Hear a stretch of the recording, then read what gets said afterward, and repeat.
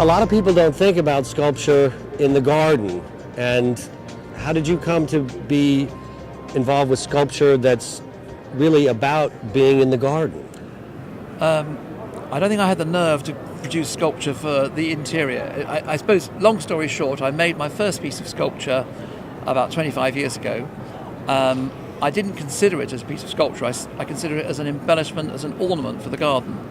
And it took quite a few years for me to acknowledge the fact that I was making sculpture. It was rudimentary metalwork, which had an artistic flair. But did you have a background in gardening? No, I mean, I'll give a lightning resume. Left school under a bit of a cloud, aged 15.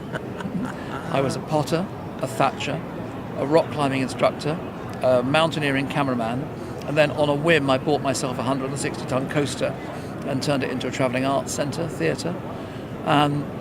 When that all, came to fruition, I ended up making a piece of sculpture out of necessity. I was rather broke. The actor Jeremy Irons bought it, which was very fortunate for me, and it got me out of a financial hole. I then made another one for him, and the rest is history. The rest, as we say, is history.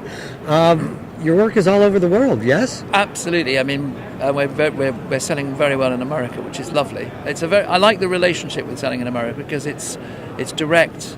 It's there's an instant. The dialogue is immediate, and there's no complications. We sell in China, we sell in the Middle East, we sell in Europe, but the immediacy of I like it, I appreciate it. How much is it? Oh my God, that's a joke.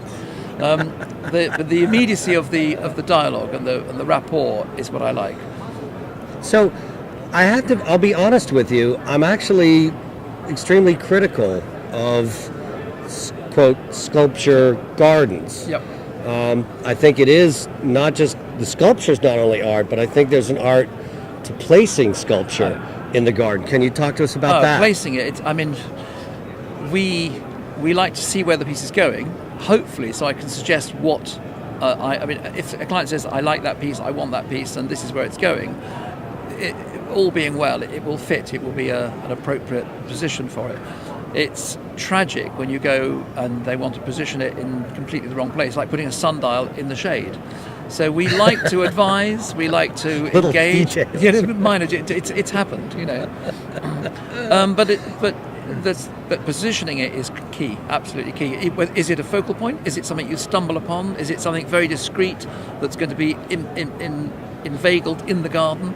Do you have your own sort of personal thoughts depending on the sculpture of whether it should be a discovery or whether it should be here I am? Yeah, no, my bank manager's adamant that it should be enormous and very expensive. No, in reality, I like both. I like the piece to disappear in the garden. I mean, even a large version of that in the garden can disappear using because it morphs into the garden. The reflections of the garden become part of it. Alternatively, something that is much more muted, more toned down colours, more material, bronzes or oxidized steel, that becomes something that you stumble upon. So from my point of view, I like it if the piece has to interact with the garden.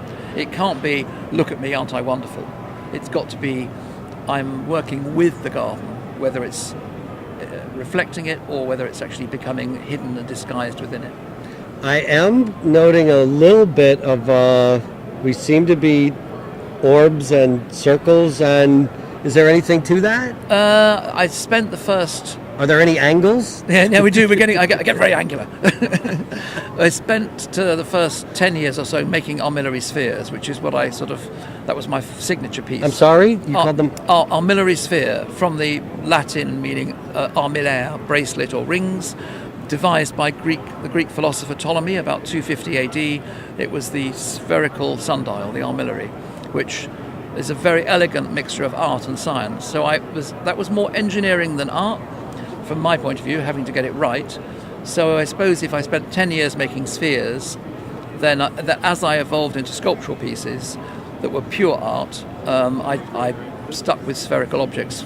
We do other things. Other shapes are available.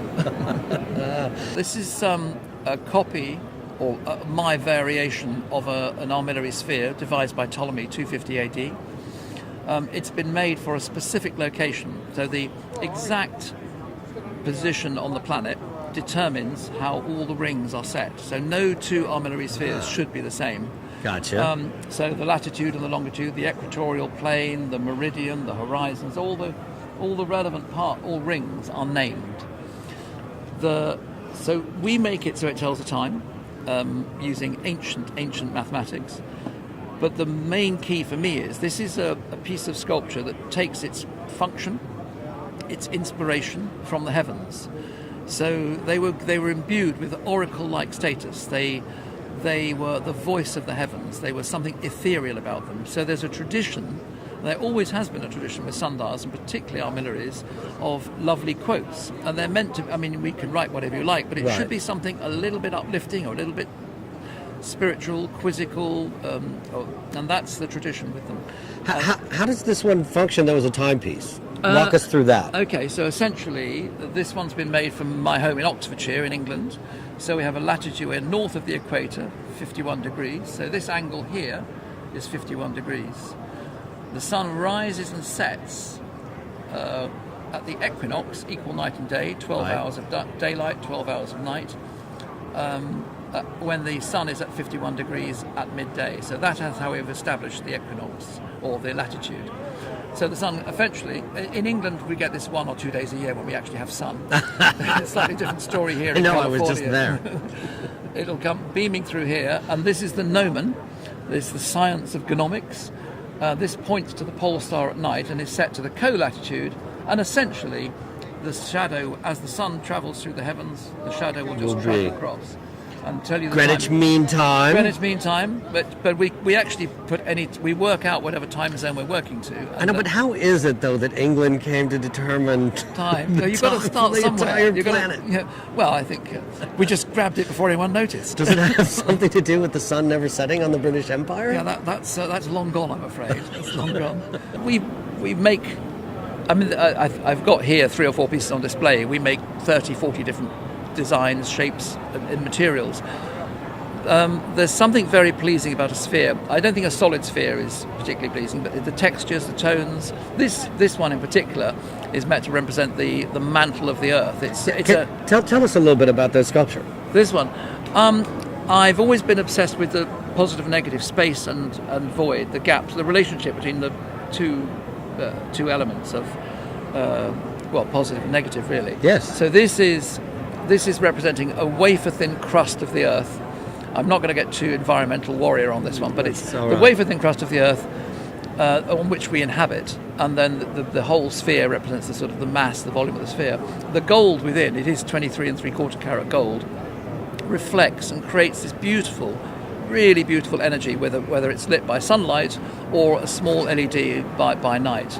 And it's got a sort of magical, ethereal quality. Also, the levity to it. You've got this lovely oxidized natural patina and the gaps in between. So there's a light levity, dare I say it again. Well, you did, and brilliantly, I might add. But stainless steel. Yeah. But stainless steel it's such a tricky beast. I love it because we polish it to within an inch of its life, and then somebody touches it and it gets scratched in the workshop. So I have a love-hate relationship. So it's difficult to even ship? Yes, you ship it. You wrap it in like swaddling clothes and bubble wrap and foam, and then you take it out. Then somebody just leans on it and scratches it. But the stainless steel is a case. It's difficult to work, very very expensive to buy, very difficult to work, and then any blemish stands out like a sore thumb, which is tricky. So there's a real art to working it. But the reward is if you get it right.